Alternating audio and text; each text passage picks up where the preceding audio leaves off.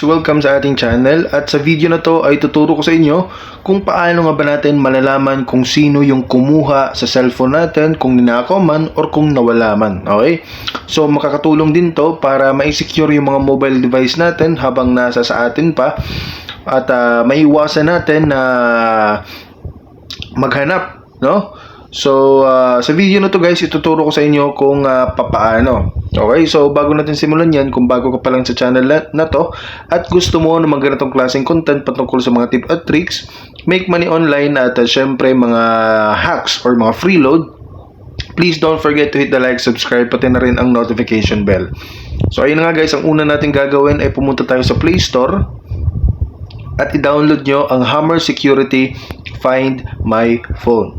Yung logo nyo guys ay ganito, Hammer Security. So ito yung pipiliin nyo.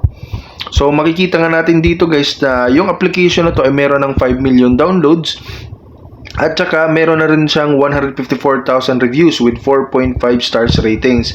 At makikita natin dito guys na sobrang dami ng 5 stars, no?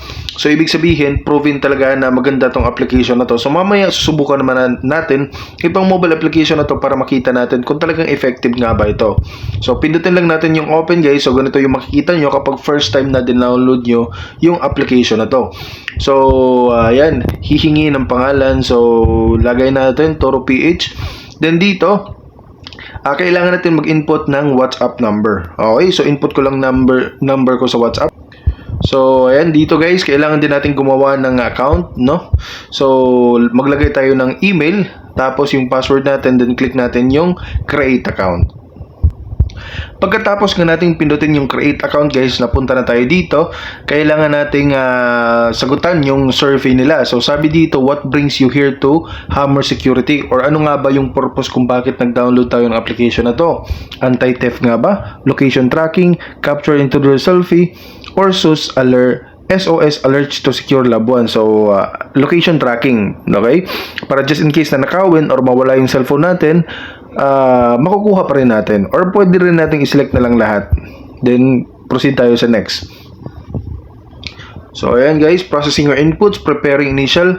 So ngayon guys, lalabas tong parang subscription nila, go to premium, or pwede din pindutin natin tong continue free. So pipindutin lang natin tong X para ma-minimize siya. Okay, so makikita natin dito na meron silang libreng trial. Okay, at ayun na nga guys, dito na tayo sa dashboard natin, no? Hammer Security. So naka-free trial tayo. Tapos dito makikita natin na marami na pong updated na version, or feature na dinagdag sa mobile application na to, kasi nung 2021 limited lang yung mga feature na meron sila. So dito meron na rin silang Wi-Fi race scanner tsaka auto scan Wi-Fi.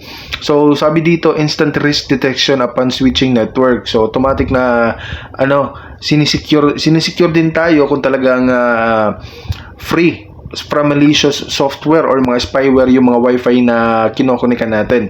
So yun nga guys, iba't ibang feature i-explain natin para makita nyo kung gaano nga ba kaganda itong mobile application na to. So number 1, meron siyang feature na anti-theft. So dito, sabi dito, fake phone shutdown, secretly tracking location for device recovery. So ang ibig sabihin nito, pag naka-on to guys, ayun guys. So pag naka-on yan, so ayun guys, makikita nga natin dito na yung pinakaunang feature ni Hammer Security ay itong anti-theft. So sabi dito, fake shutdown, secretly tracking location for device recovery. So automatic, pag naka-turn on to guys, automatic na parang mag-fake shutdown siya. So yung mga nagnakaw ng cellphone mo or nakakita ng cellphone mo, aakalain nilang nag-shutdown yung cellphone mo, pero hindi nila alam na tinatrack na pala yung location ng device kung saan. So kung saan naka-base yung location ng device mo. Meron ding fake airplane mode. So dito, ibig sabihin, fake airplane mode, makikita nila na parang naka-airplane mode itong device mo. So yung iba kasi na nagnanakaw ng cellphone, ang ginagawa nila, pinipindot nila yung airplane mode para hindi matawagan yung cellphone, lalo na pag nasa maraming tao, no, or nasa eskwelahan pa, or hindi mo alam kung yung nagnakaw kakilala mo lang. So ang ginagawa nila, tino-turn on nila yung airplane mode para di matawagan. Pero kapag naka-turn on tong fake airplane mode, guys, yung makikita nila ay parang naka-airplane mode pero hindi pala. So ibig sabihin, pag tinawagan mo yung mobile number mo, magre-ring pa rin yun. So dito, intruder alert. So maganda to dahil pag nag-input sila ng pag nag-input sila ng password mo, syempre hindi alam ng magnanakaw kung anong yung password or pin ng device mo. So pag nag-input sila ng password na mali for 5 times, automatic na i-capture sila or pipicturean sila gamit yung front camera mo at isi-send doon sa email.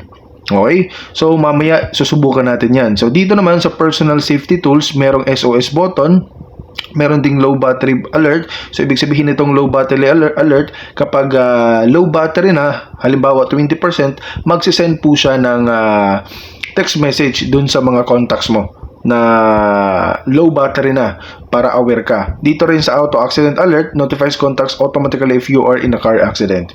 So itong feature na to, kapag car accident ka, so hindi mo na kailangan pang mag-type ng na-aksidente ako sa ganito ganyan.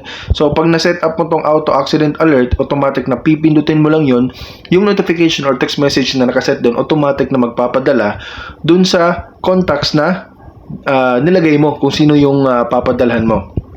Okay? Meron din phone locator alarm. Sabi dito, guys, remotely activate allowed alarm to find your phone.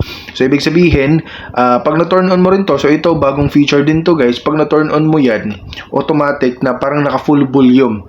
Volume yung cellphone mo. So, automatic na magre-ring siya todong-todo. So, hindi masa-silent ng magnanakaw yung phone pag nag-alarm na. Okay? So, ayun guys, meron din siyang remote access and tracking.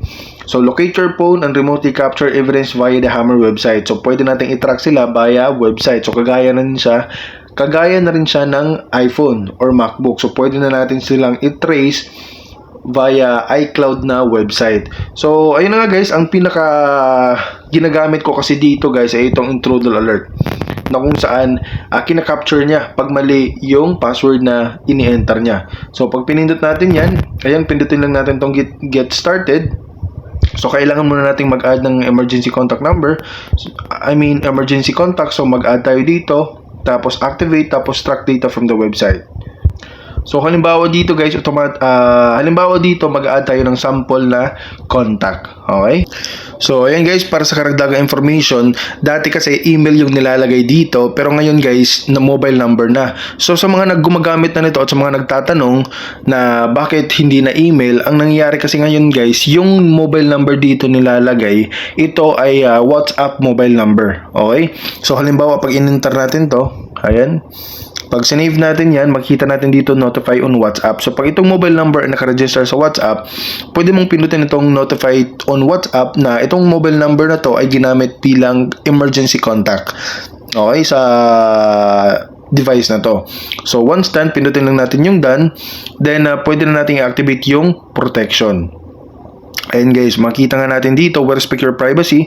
So, kailangan nating i-turn on itong accessibility services, location camera, microphone, device admin, read notification. So, pag pinindot natin to, kasi kailangan natin to required bago mag-proceed yung activation nitong mobile application na to. So, pipindutin lang natin tong accept and proceed. So, ayan guys, pagkatapos nyan, pindutin lang natin tong enable accessibility. Or magne-next muna tayo dito. Ayan. Next. So, pagkatapos niyan, pindutin lang natin tong grant access. So, ayan, dito, hanapin lang natin tong hammer. Tapos, allow notification. Then, allow. Okay, tapos balik tayo dun sa application. Grant access na tayo, guys. Oops.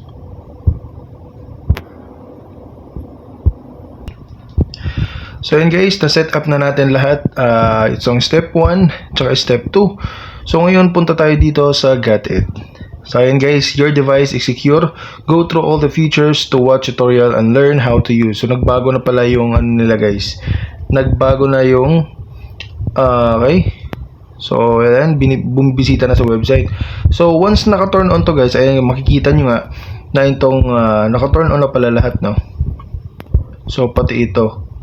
So, ayan guys. So, ngayon, since naka-turn on na to, kapag naka screen mode itong browser nyo, I mean yung security, yung mag-input kayo ng password. Kapag ganun, tapos 5 beses na mali yung PIN or yung password na ilalagay nila, automatic na i-capture dito. At yung picture na yun ay ma-send dun sa WhatsApp number na sinet natin kanina. So, yung mobile number kasi kanina na sinet natin is sample lang po siya guys. So, hindi tayo makaka-access dun. Pero kung gusto niyo talagang subukan, is maaari nyo namang i-try. Okay? So, ayun guys, makikita nga natin dito pag pinindot natin tong intruder selfie. Intruder attempts, pwede natin gawing 1. Hindi pala, hanggang 2 lang pala. So, marami na talagang nagbago sa application na to. So, ayun guys, kapag mali, 2 beses silang nagkamali kapag in-input nila yung password or yung PIN ng cellphone mo, automatic na magpapadala ng selfie dun sa WhatsApp mobile number. Okay? So, I hope guys na nakatulong tong video na to. Please don't forget to hit the like, subscribe, pati na rin ang notification bell.